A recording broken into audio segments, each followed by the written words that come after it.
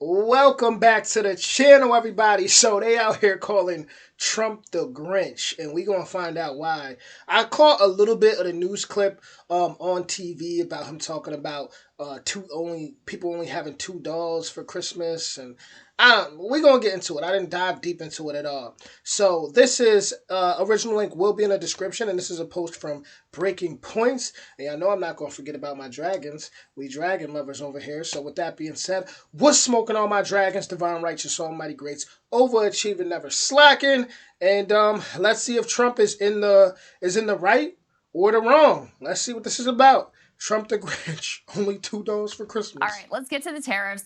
We had a big cabinet meeting. It was so grotesque, the level of North Korea propaganda and slavish devotion to the dear leader that was on display. We'll put that aside for the moment. Trump sort of jumped in here, and after the GDP numbers came out and were really bad, and the inflation numbers were bad, and the employment numbers were really bad, he felt like he needed to say something about the direction that the economy was going in, and that something was, it's all the fault of the last guy. Let's take a listen. You frequently took credit for the stock market highs. You said it was a reflection of how well you were doing in the polls, and then after you were elected, you said the stock market highs were a reflection of how well the transition's going and the American people's confidence in your incoming administration. Now, the stock market's not doing so well, and you're saying that's the Biden stock market, yet you are the president. Can you explain that?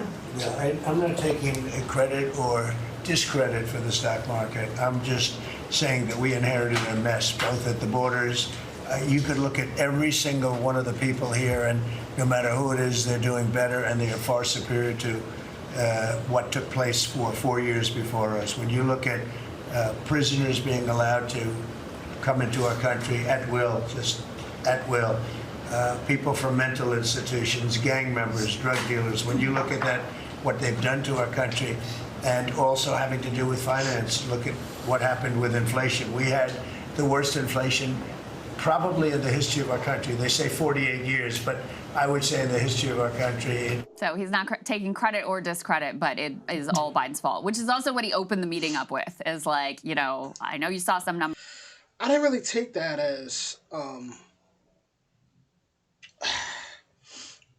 I don't know. I didn't really take that as him really so much as it's not what I expected it to be, right?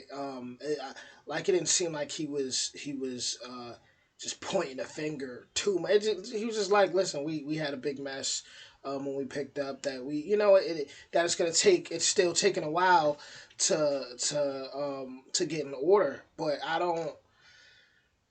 I mean, that could be a way, like I said, of throwing the past president under the bus, of course. But I don't know. I don't think it was how people are painted out to be. As far as him just playing the blame game. It's all Biden's fault. Let's put this up on the screen. This is amazing. People were sharing this. two different vibes here from Donald Trump on Truth Social. So this. Okay, so yeah, now looking at his social media, then yeah, then it is different. It does come off a little, not a little, a lot of pointing a finger than it was when he was spoken. When he was speaking, it seemed more, I guess, understandable. Like, all right, I hear you. But then when you look at the what is that? We're not even on Twitter. Is it Twitter anymore? I forgot, Threads or something. But this is Biden's stock market. Whoa. This is Biden's stock market, not Trump's. I didn't take over until January 20th. Tariffs will soon start kicking in, and companies are starting to move into the USA in record numbers. Our country will boom, but we have to get rid of the Biden overhang. This will take a while, has nothing to do with tariffs, only that he left us with bad numbers. But when the boom begins, it will be like no other. Be patient. Hey, we're going to have to figure it out. We're going to have to find out and see, right? This latest one from April 30th, that would be just this week. This is Biden's stock market, not Trump's. I didn't take over until January 20th, blah, blah, blah. But back in January of 2024, he said, this is the Trump stock market. So when Biden was actually like in office, at that point, he was saying, oh, the stock market's good. It's because of me. Yep. It's because my polls are so good. Everybody assumes I'm coming back. That's why the stock market is doing great. And now that he's actually in office, he's saying, no, actually, this is Biden's stock market. Just amazing. I mean, he's always had this fixation, understandably so. I mean, we could debate the value of stock market for the average person's finances, but he's always been obsessed with tracking stock markets in an effort to sort of attach them to himself. When markets have been going up, so it's like great for him. I mean, it's this sort of real-time indicator that's kind of irresistible, you know? 100%, right. And so that was actually always one of the things I found somewhat amusing, to the extent anything was amusing during the Liberation Day couple of weeks. I mean, honestly, there were many things that were amusing during those couple of weeks, but it was always like, he has been obsessed with his influence on the stock market for this long. How is he going to handle it? It turns out he has a ready-made excuse. It's just Biden. Yeah, exactly right. So one person in particular, Dave Portnoy, apparently not buying the spin here from Trump. We can put this up on the screen. From him, he says, what's that old expression? Don't piss down my back and tell me it's raining. Well, that applies here. The stock market is a direct reflection of Trump's first 100 days in office. It doesn't mean it won't get better and that we don't need to be patient, but this is his market, not Biden's. If you're watching this in the comments right now, do you feel like Trump's making an excuse and just pointing the finger, or do you feel like he has a point? Let me know in the comments right now. So Portnoy has said some other things critical. I think he doesn't like the tariffs. He did originally say something critical about the Trump shitcoin before sort of reversing course and being like, this is great, I'm going to get rich off of it, whatever. So anyway, he's high profile, and so anytime he says something critical, it is interesting. This is really, though, the moment from this cabinet meeting and press conference that is so wild to me. So he's getting asked about the price of toys in particular, and, you know, yes, Christmas feels a long way away now, but actually the retailers who would need to stock up for Christmas, they should be placing those orders right now, and all of that is kind of on hold. So he gets asked a question in this direction. Take a listen to his response. Hi, I'm Andy Levian, General Counsel at the DNC. Let me just say this, the way time be flying, Christmas is literally, it's Christmas in a blink of an eye. Like, we're already in May, guys. Let me just say that real quick. We are already in May. Sheesh. We was just having the inauguration January 20th, and like, we're already in May. This is flying, so trust, Christmas will be here again very quickly. $1 trillion with Biden, $1 trillion, even $1.1 trillion with Biden selling us stuff. Much of it we don't need. You know, somebody said, oh, the shelves are going to be open. Well, maybe the children will have $2 instead of $30, you know? And maybe the $2 will cost a couple of bucks more than they would normally. But we're not talking about something that we have to go out of our way. They have ships that are loaded up with stuff, much of which, not all of it, but much of which we don't need. Many people saying, like, oh, okay, you're just the Grinch now? Like, that's your political move, is just... Hey, look, listen, I don't disagree with Trump's statement there as far as people have it. Sometimes less is more. As far as when I look at the greed of Americans and the consumer mindset, I think that is a good mindset to get into, to start to appreciate, just have the perspective. What I take out of it, and what I see could happen out of people getting less, is appreciating it. Like I said, sometimes less is more. I do feel like, you know, America is pretty spoiled, and people just kind of, they overdo it. Everything becomes about the gifts and the presents and the money, and like I said, a consumer mindset. People hardly saying happy holidays, but they rushing each other in line and being impatient. So that I see the positive in having less. You know, and I guess that comes from me just, you know, having a life where, yeah, you have no choice but to appreciate what you got, because you could lose it at any moment, you know? So I actually agree with Trump on having less. I don't think it's a Grinch mindset. He's not saying he's, you know, take away everything, but I think that would lead to people appreciating things more. It's like, the kids, they don't need toys. What are we talking about here? It's. He never said they don't need toys. He said they don't need 30 toys. You know, they don't need 30, you know, instead of 30, give them 2. Let them appreciate it more. That's what I take out of it. Let them appreciate it more. Let them actually build a bond with those toys. And instead of going out and once again having that consumer mindset, which just leads to having being dependent on, the government and everything else. So less is more. That's what I take out of that. I'm not flipping the narrative. Oh, he said take their toys away. Oh no, I didn't say that. They still have, most of these kids have toys on toys on toys already. Get them two nice ones, right? It's wild that he actually said it, right? Because that's the underlying. This is like sort of Scott Bessent coming out and saying the essence of the American dream is not cheap goods, and that caught a lot of people on the right sort of off guard because it's the conversation that has been percolating in like white paper intellectual circles on the right for the last like 5-ish years. Mm-hmm. But the problem is it's a political disaster because you have to say things. Like, for example, maybe the kids will have $2 instead of 30. And those $2 are going to cost more, yes. by the way. Well, oh my gosh, absolutely. But it's true that at this point you could probably get $30 for like $300, and it's kind of insane. I mean, there's definitely a bubble right now in cheap prices, but to actually do what Donald Trump has done with the tariff regime that he's put in place, $2.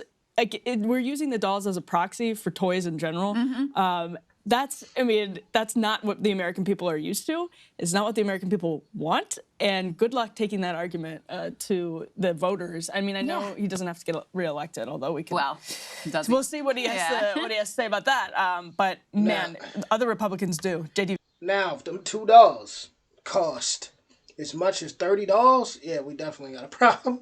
We definitely got a problem. So we definitely got if them $2 cost as much as getting $30. Yeah, we got a problem there. Vance might have to run for president at some point. Yeah, I mean, here is the thing, and I feel like See, I was just speaking from a moral standpoint of just gratitude. But if them $2 cost as much as 30, yeah, that's broken record. If there was some deal on the table, which was, your kids are not going to get $30, they're going to get $2, but you're going to be able to afford housing. You're going to be able to get healthcare. Education is going to be cheaper. It's going to be, more. It's going to be higher quality. You're going to be able to have a better work-life balance. Like, if there was another social contract on the table that had some upside, then we could talk. We could talk, right? We could consider maybe that is an improvement over basically the American dream is centered around cheap consumer goods. That is the American dream at this point, as has been sold and implemented over decades and decades. There is no alternative deal on the table. So all that he's advertising here is, my plan is going to make you poorer. You're going to be able to buy fewer things. Those things are going to be more expensive. And there is no compensation for that on the other side. So, and which is why this has been profoundly unpopular. I mean, of all the things that he has done, many of which, almost all of which, have been profoundly unpopular in this second term. Hi, I'm Brett. If it was he was just coming, like I said, like, look, less, just telling the people less is more, and cut it down, and it was more of talking about like a character thing. But if it's like literally just because the prices are going up and just because of, I don't know, man. This politics stuff is crazy. Everything crazy nowadays. The tariff regime, when you ask people what's his biggest screw up, it jumps off the page in terms of what they're concerned about. And so I think it would always be difficult to ask people at this point in time in American history to sacrifice in service of some larger goal. I think that would be a difficult sell in general. But there is no larger goal that is being offered or advertised or has any like clear-cut path to being achieved. Right. So instead, you're just telling people, your kids are going to be unhappy on Christmas and you are going to be poor and able to afford less stuff than you can afford now. There's no clarity or light at the end of the tunnel. And I think the other word that we come down on a lot is certainty, because with more certainty, you could understand how companies would be adjusting with employment. They would be adjusting with their plans for the future. One of the interesting parts of the GDP report yesterday, actually, and we did talk about that yesterday, but that's, I think, the difficulty both politically and on the substance for the administration going forward is that if you want to make this case that maybe people, won't be getting 30 things on Shein for, $3, whatever, and they'll have to buy 5 things that cost $20 instead. If you want to make that argument, you have to have a lot to show for the point about this being manufactured in the U.S., like creating jobs, being built here, revitalizing communities. And obviously that's a very difficult thing to do within the first month of this. But what we've seen evidence. I like how she's talking about revitalizing communities. I was literally, when I was in the shower, I was just thinking, like, I don't even like to go to my hometown no more because everything that made it my hometown is gone. Everything, whether you want to talk about Kmart, which, that's been, but Friendlies, they took that, everything just kind of turned into, sell out for the big university and make it just market it to the college kids and take away the soul out of it. So I would definitely love to hear about revitalizing communities. Wise is a whole lot of manufacturers leaving and jobs leaving, and we have not seen deals inked with, like, serious substantive deals inked with other countries. Yeah. And so that's where, that's both the substance and the style being married into one. That's where it's going to get really difficult for them to keep making that case. This rhetoric reminds me of like the degrowth left, Oh, great point. which is absolutely politically toxic and unpopular. That's such a good point. And there's a reason why. Remember when the Green New Deal came out and they screwed up when they sent out the draft and there was like some language in there about cutting back on meat consumption or something like that. And they ran away from it at 1,000,000 miles per hour because they knew, like, we are going to be in a completely politically untenable position if we're asking people to give up some of the things that they are accustomed to and that they enjoy and appreciate. And so even though, look, the reality is that factory farming does produce a lot of emissions, there is just a recognition in the sort of like Green New Deal left that some of these things they're just politically effectively impossible. And so, that's to me, and this is, the abundance guys kind of talk about this, how the Trumpian program is this anti-growth, very aligned in a certain way, in a certain ideological way with that degrowth left. And it's totally politically toxic. So if you were going to sell something like your kids are going to have fewer toys on Christmas Day, which again, I think there is some merit to a potential shift in the American social contract. There is a version of this that I would be interested in, but you are not offering anything to compensate for that loss. All your program is people are going to be poor. And so, that's why it's thoroughly rejected. I wanted to play, this is kind of interesting. This guy, Sean Ryan, he's the founder of the China Market Research Group. He put out this short video talking about some of the reasons, and we talked about some of this here, but some of the reasons that he feels that China has the upper hand in terms of this trade war, which is definitely something that the Trump administration, the Scott Bessents of the world would definitely dispute. But let's just take a listen to his analysis here of why he thinks China will ultimately win. China is no longer buying American beef. They're buying beef from Australia. China is no longer buying oil from the United States. They're now buying oil from Canada. China is no longer buying American soybeans. They're now buying soybeans from Brazil. China is no longer buying Boeing airplanes. Xiamen Airlines actually just refused to accept a Boeing airplane that had just arrived in China. They're now instead buying Airbuses from France, or they're expanding. I gotta pause real quick just to say, what a time to be alive. Okay. See, I thought it was going to be way cooler because I thought I was just going to say that and jump right back in the video, but I was not quick enough. And in Comac, the Chinese indigenous homegrown domestic airplane brand, which they just signed a deal to sell several Comacs to Malaysia.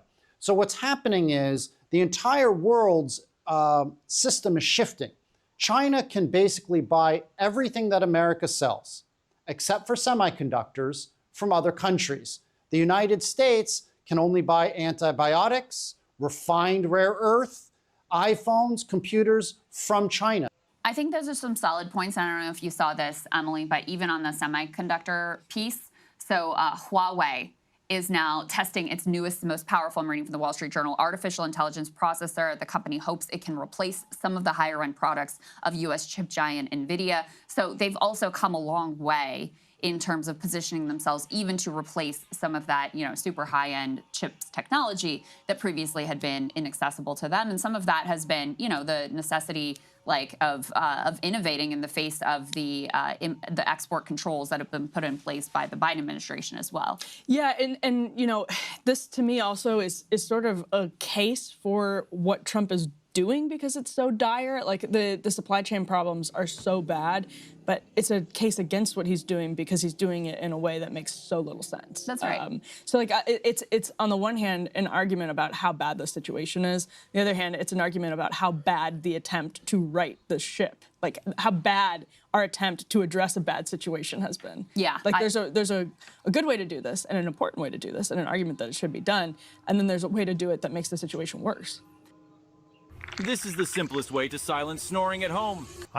So how y'all feeling? My answer to all this, I was gonna wait till the end to say this, but my answer to all this is just get your stuff out the way now. Seriously, be ahead of the game. I think that's the what we can all take from all us average, just regular American citizens. I guess what we could take from this is just be ahead of the game. Seriously, so that when Christmas does come and holidays period, that you're already ahead and you're already prepared. I would say be 2 years ahead, be 3 years ahead if you can, if you have the ability to or the resources. Let's go ahead and put this next piece up on the screen. This is tracking these shipments from China to the U.S., and we're all just kind of waiting for this to truly and fully hit. CBS has this report: China exports to U.S. plunge as tariffs hit, leading some experts to warn of product shortages. Shipments of goods from China to the U.S. are dropping sharply. The trade war between China and the U.S. has escalated, with each nation hiking its import duties. They say that at the port of L.A., which along with the port of Long Beach receives roughly 40% of all imports from Asia, shipments last week were down 10%. See, I ain't really been in tune like that lately, as in the last couple of days. But I could have swore it's talking about it escalating. I could have swore stuff died down. I've been working hard. Yeah, I could have swore that Trump was saying something about, I don't know. I thought things were getting reduced. I don't know. Compared with the same period 1 year earlier. And they are predicting, the Port of LA executive director is predicting that in 2 weeks' time, arrivals are going to drop by 35%. Flexport has even more dire readings. According to their estimates, bookings from China to the U.S. are already down by as much as 60%. So you're already starting to see, an extraordinary slowdown here. And the large retailers are going to be able to sort of weather the storm and be able to figure it out. That doesn't mean that there aren't going to be some shortages in the Walmarts and Home Depots and Targets and Costco's of the world. But the people who are really going to get screwed are small and medium business owners, even from the perspective of how much they have to invest in understanding what the new policy regime is every single day. Mm-hmm. I was also reading this morning, the de minimis exemption for direct shipping under $800, where you're exempt from the import duties from the tariffs. That is going away, and that is again, that's something that I could imagine supporting. Yeah, exactly. Right. Yep. But in the context of all of this that in and of itself is this massive, profound change that is going to have huge reverberating impacts, not just for the Sheins and Temus of the world, but for lots of small businesses who avail themselves of this de minimis exemption to be able to buy supplies and run their own businesses. And so this is going to be, a real hit for them as well. And the fact that every day, seemingly, there's a new policy. Didn't they say something about Shein having, I guess, all these people even underage, allegedly, working in sweat houses or something crazy? I don't know. I've heard a lot of crazy stuff. So if that's true, then then I guess this all karma and stuff. So, Things are shifting. The sweatshops they're called, I think. tariff is changing. Even the at the border, the customs officers who have to calculate these things, they don't know what's going on, so they're not applying the correct rates at times as well. Just keeping up with that is impossible to do as a small or medium-sized business. Yeah, and so the Trump administration, this is also very interesting. I was talking to someone who works in Congress last night about this. Larry Kudlow pointed out when he was looking through the GDP report that one of the reasons the numbers may not have been as bad as some people thought it might end up being, even though, so we could talk about it was the projections versus what actually happened. But he said that if you're looking at the increase in factory equipment, that sort of thing, which is always an interesting indicator, 22% growth in business equipment and machinery investment. He says it does not spell recession because of that canary in the coal mine, or what could be a canary in the coal mine. He's making this point that Trump and his advisors have been going to the business community and saying the tax bill is going to include 100% write-offs for investment or expenses on business, factory, and building. That's retroactive to January 20th. You look at that and you're like, that's kind of an industrial policy in an incentive structure way, in a way that's like using tax cuts, although they also have their revenue problem in front of them, so that's a different story. But that's their attempt, and you can see how some of those things will help. Being able to write off business, factory, and building expenses, that's huge, 100% write-off on those things. So you can kind of see how that stuff will help. But it's not enough, and it's not even being packaged by them as industrial policy. You need to get people back into the labor force in some of these communities. You need to make sure that these jobs are good, steady work that competes with service sector work. So, I mean, if their plan is to pass a big tax cut that includes a corporate tax rate hike to, I think Bassett wants to take it from 21 to 15%. That's the latest news. Again, could that help with reshoring? Yes, but that is, you're taking a real gamble if you're putting all your eggs in the tax cut basket as your industrial policy. Well, because, last time with the tax cut, most of them did share buybacks. It didn't create some manufacturing renaissance. So, and this is the problem when you're trying to, just hope the market does its thing and you're not taking an affirmative action to make sure that capital is doing what you want it to do. And, that's his theory, is basically you can just sort of slap some tariffs on and, throw a tax cut at them, and they're going to invest and create product lines and do what you want.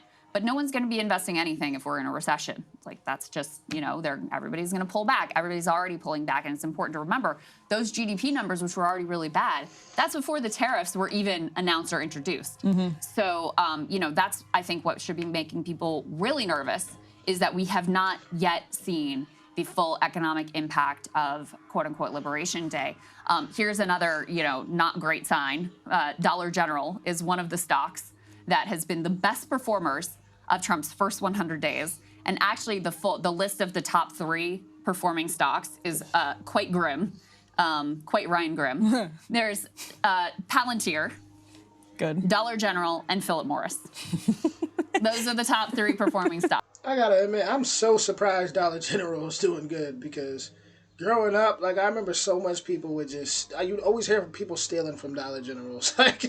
Of Trump 2.0, Emily. So how's that make you feel? It's the golden age. Clearly, it's the golden age. You can smoke your they funny. cigs. You can get murdered by an AI robot. And you can go to the Dollar General, and there's what's not to love. I don't understand. And $2. They're hilarious, honestly. They're actually, you could probably get 30 at Dollar General now. Today, yes, Today, but in the future, by Christmas time, that is bleak. That is bleak. I thought that was pretty depressing, personally. No, thanks for that. Good morning. One last piece here, which I just thought this was funny. We put this up on the screen. This is Financial Times. You got to be reading the Financial Times, honestly. Every good lefty knows you have to read the Financial Times. In any case, This guy, Stephen Marin, who they describe as a Trump top economic advisor, recently met with top bond investors last week in an attempt to sort of calm the waters, like, oh, we've got a plan and here's what we're doing and don't worry, we've got it. And I'm pretty sure this is the guy who'd penned a report that in the early days of, the new tariff regime, people were pointing to of saying, like, look, they have a plan and it's this 4D chess and here's what's going on. The problem is the report didn't match the reality of what Trump was actually doing. But in any case, they say here that they found his presentation, his comments around tariffs and markets to be, quote, incoherent or incomplete. One of them said Marin was out of his depth and said he got questions and that's when it all fell apart, said one person familiar with the meeting. When you're with an audience that knows a lot, the talking points are taken apart pretty quickly. So noteworthy there, both in terms of the fact that they felt the need to go to these top bond investors and be like, oh, it's good, we got it, don't worry, everything's good. And also that they were extremely not impressed with the presentation, which they described as incoherent. Yeah, well, it's not sending their best, to paraphrase Donald Trump himself, not sending their best. Hey, if you like that video, hit the like button. Honestly, I'm happy to be a so-called Black American from around the way. You know what I'm saying? Like not one that's upper class or even, from around the way. Because, hey, you give us a couple cans and we're going to make a gourmet meal out of that. We know how to survive. So, yeah. $2, hey, however it go, we're going to survive. That's how I feel. That's my energy, hey, we're going to survive. It is what it is. So, I feel like if you're more privileged, it's definitely going to, you're going to be a little more nervous, I guess, but when you know what it feels like to have nothing, when you know what it feels like to have less, when you appreciate life, when you walk around with gratitude, things just ain't scaring you as much, And that's how I feel. But y'all let me know what y'all think. Is Trump the Grinch? Original link in the description if I didn't state that already. And I'll be back with more soon. If you enjoy this, definitely don't hesitate to hit that like, that subscribe, that notification bell. Much love.